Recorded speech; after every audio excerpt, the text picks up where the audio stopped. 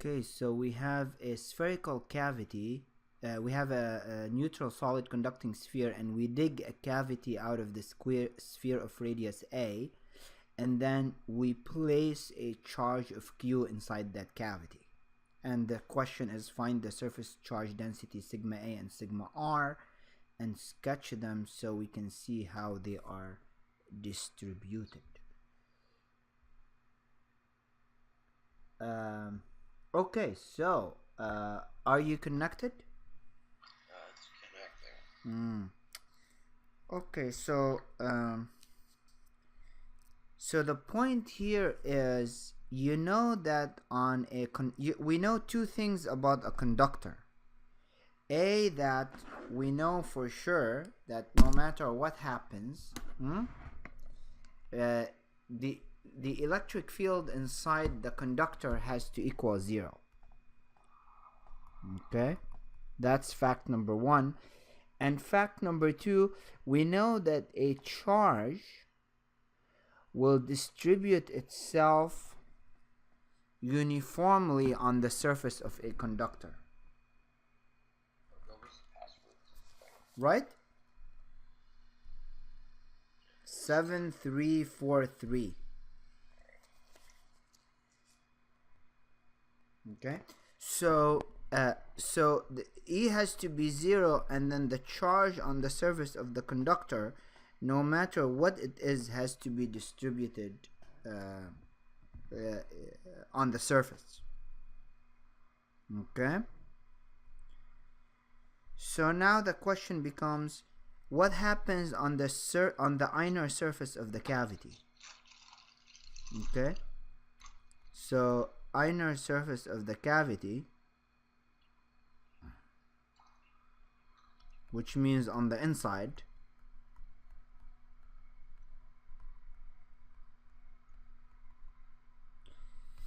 okay, if you place a charge of positive q, okay, then what's gonna happen on the inner surface of the cavity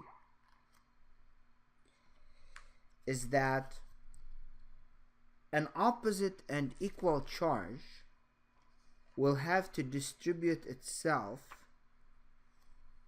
on the inner surface of the cavity.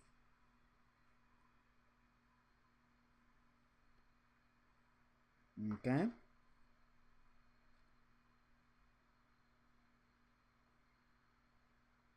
now keep in mind the electric field inside, I don't know that the electric, when I say E equals 0, I mean inside the conductor. The electric field does not have to be, and it's not equal 0 inside the cavity.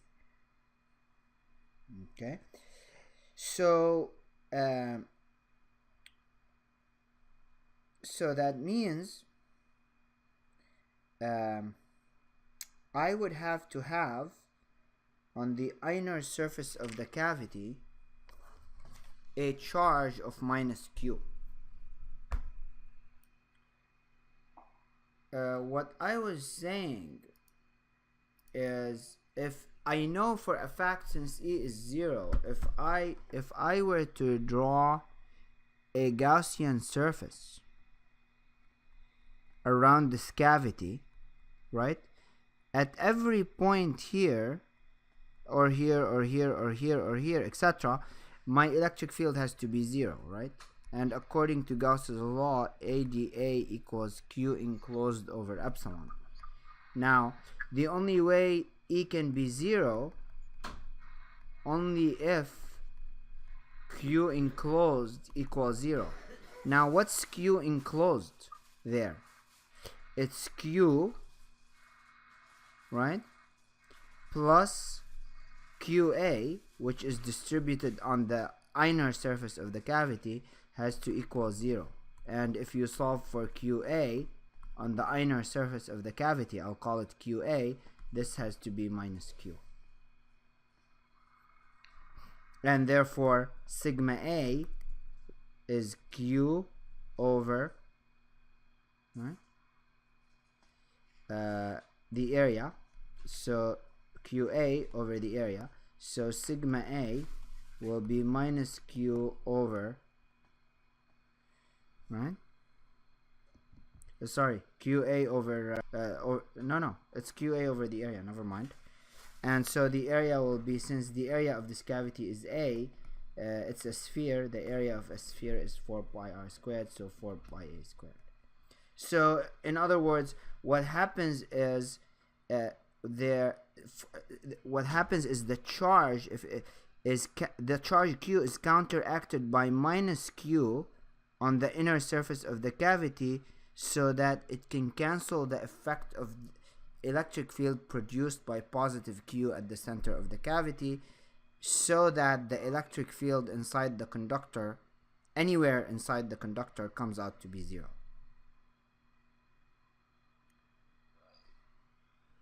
Right? So that's minus, right?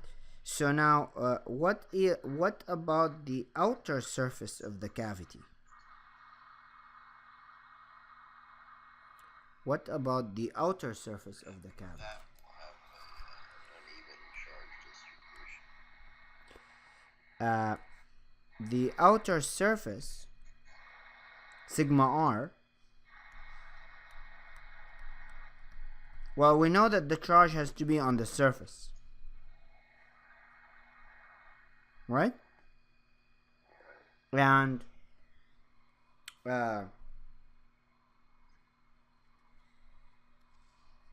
so yeah, so since the charge is on the surface, right? I know another way to think about this is we know that plus q induces an opposite charge minus q on the wall of the cavity from the inside. That's the inner surface, and which in turn distributes itself in a way that the field cancels that of q at every point external to the cavity, right? Now we know that the conductor does not carry any net charge, right? We know that the conductor does not carry any net charge.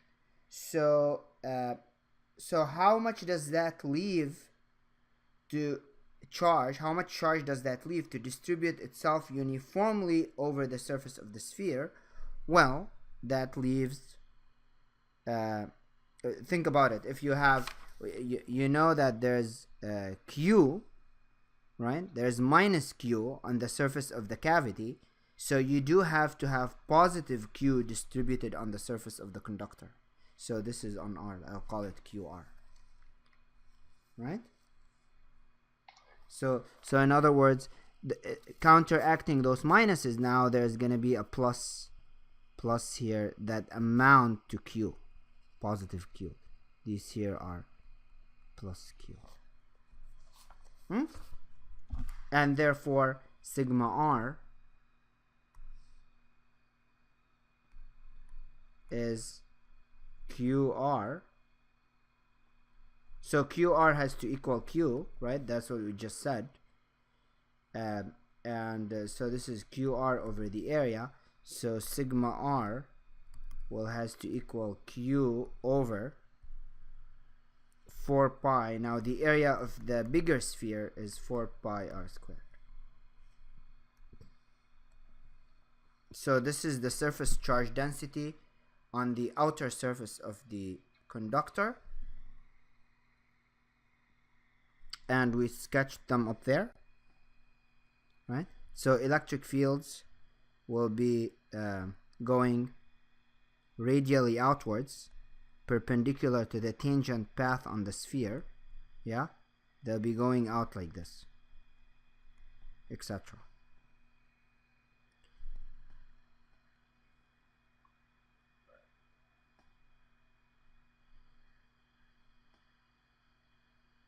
And inside the cavity, let's say this is the cavity, I have minus, minus, minus, minus, minus, minus, right? So I know that my electric fields will point like this, right? These are the E's.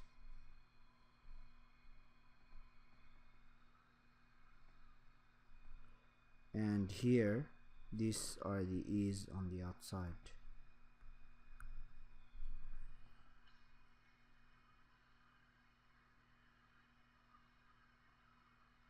Actually, I kind of went ahead of myself. So I basically was sketching the electric fields for part B.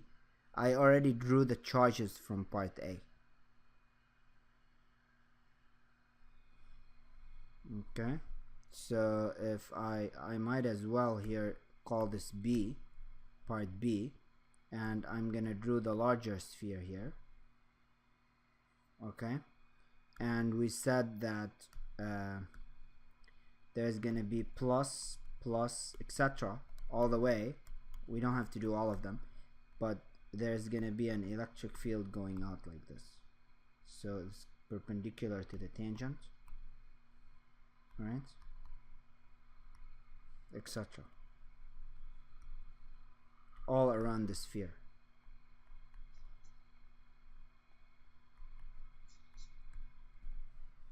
Positive, positive, positive, which amounts to Q here, and those red ones here amount to minus Q. And I know, okay, so now for part B it says compute and sketch the electric field everywhere inside the cavity, in the bulk of the sphere, and outside.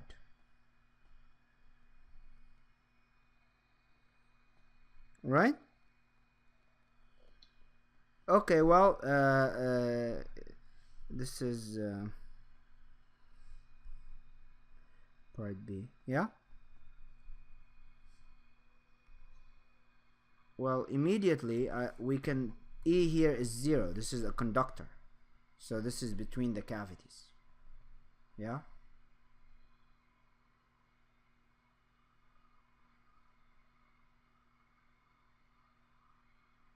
Oh, and I have here a positive Q at the center. Okay, let's find electric field inside the cavity. Well, so inside the cavity, so basically that's where R is less than A, because the radius of the cavity is A. So what I could do, I can consider a Gaussian surface here inside my cavity of radius A, okay, and then I know my Q enclosed will be Q, because that's what's inside my Gaussian surface. And so now we can apply Gauss's law, yeah, that says EdA is equal to Q enclosed in that closed surface, Q enclosed over epsilon. And since the electric field points radially outwards because of symmetry, because I'm considering a spherical Gaussian surface, and the normal vector to the surface, which defines the direction of dA, is also perpendicular to the tangent as the surface. Those two are in the same direction, and I could pull E outside the integral, right? And dA becomes just the area of that Gaussian surface, which is 4 pi r squared, right? So this is the magnitude of E, and this is equal Q, and Q enclosed is just Q, right? So so this is Q over epsilon, and now just, you know, solve for E. Magnitude is equal Q over 4 pi epsilon r squared. Now if I want to define the direction, it's radially outwards, so I could just put this unit vector here and make this a vector. Okay, so this is E inside the cavity.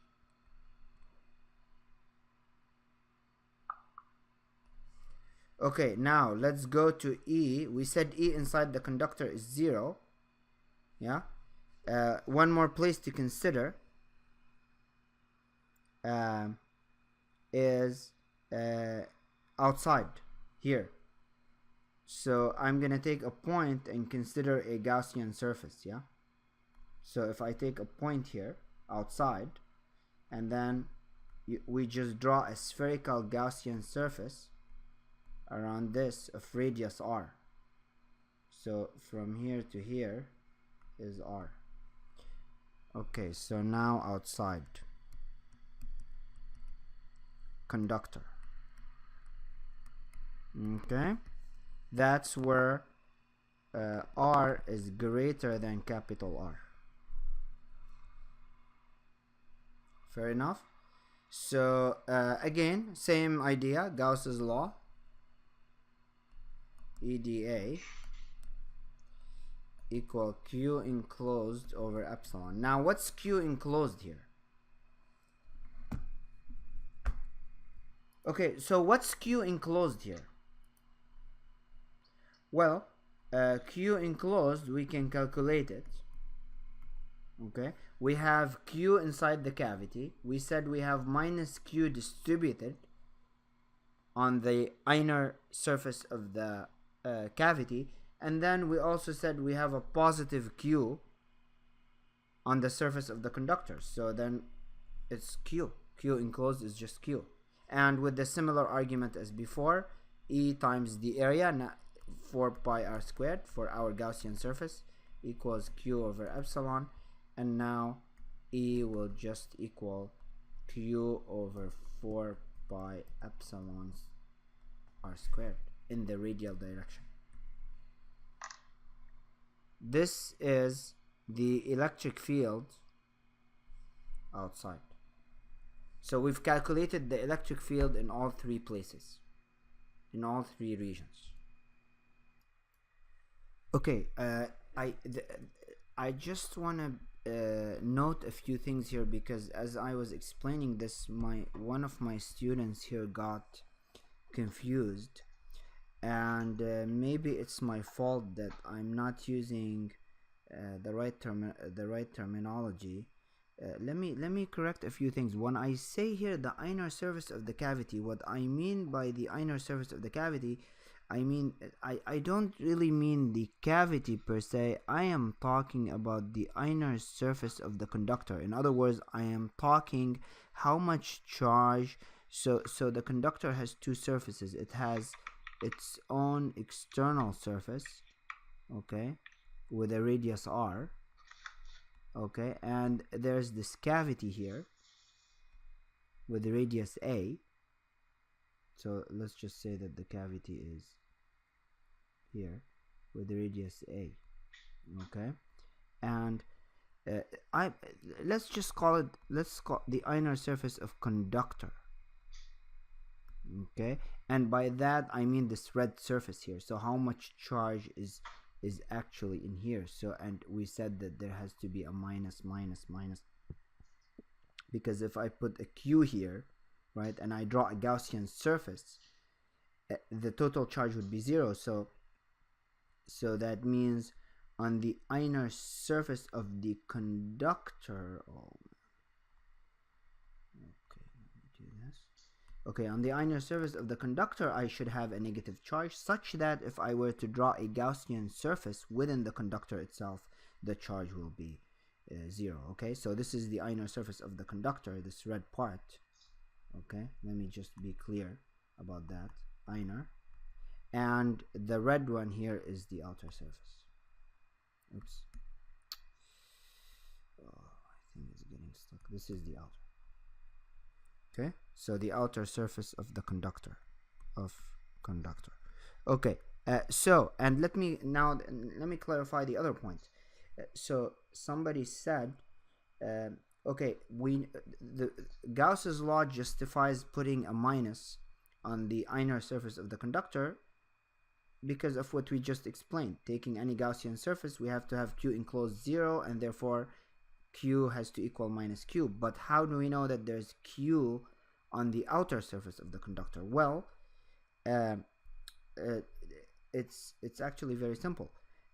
We know that there's Q because we know a conductor is neutral, which means the sum of charge, right, inside any conductor has to equal 0. Now, I'm not saying that there's no charge. I'm saying the sum of the positive and negative charges has to amount to 0. So if there's, like, say 10 negative charges, there has to be 10 positive charges, etc.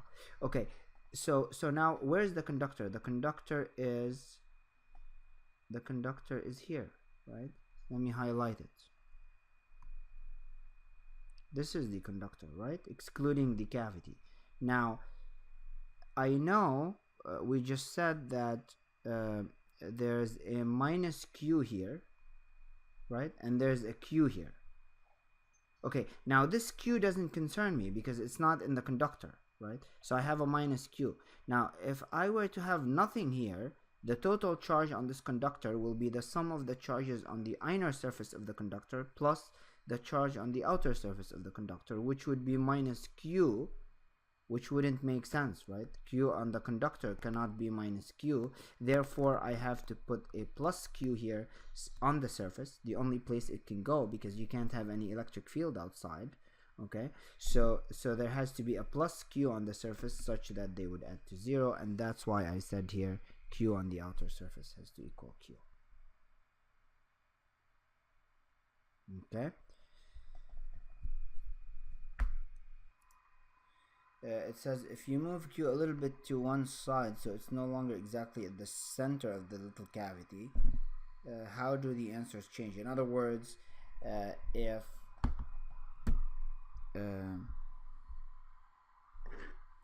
if I take the cavity, which is this, and rather than putting q here at the center, I move it a little bit here.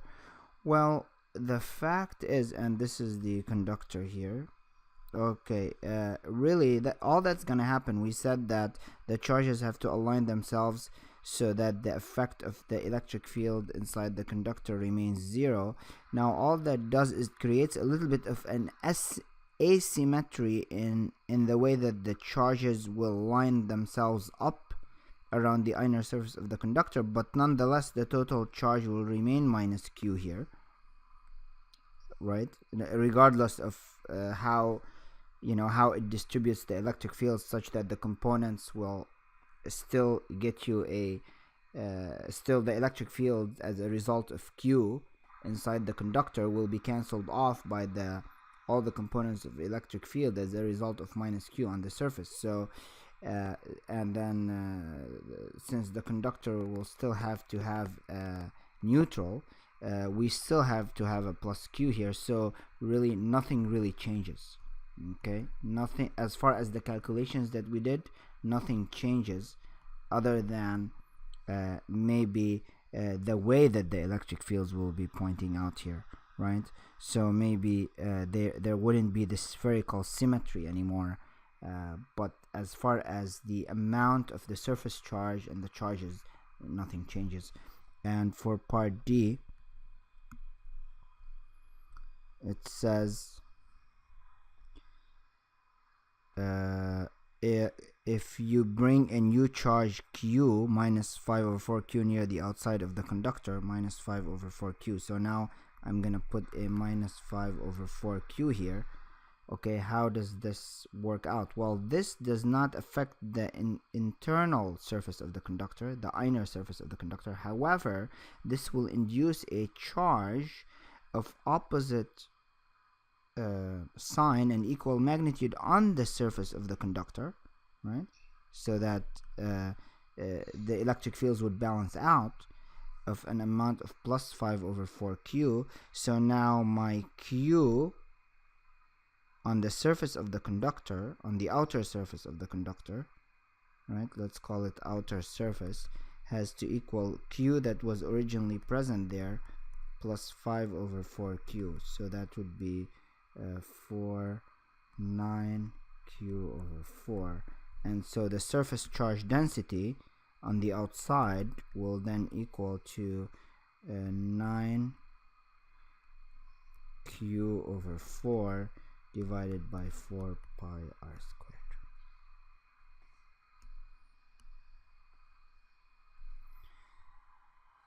And other than that, the internal the inner surface of the conductor does not change, neither do the inner surface charge density of that of the conductor. That concludes the problem.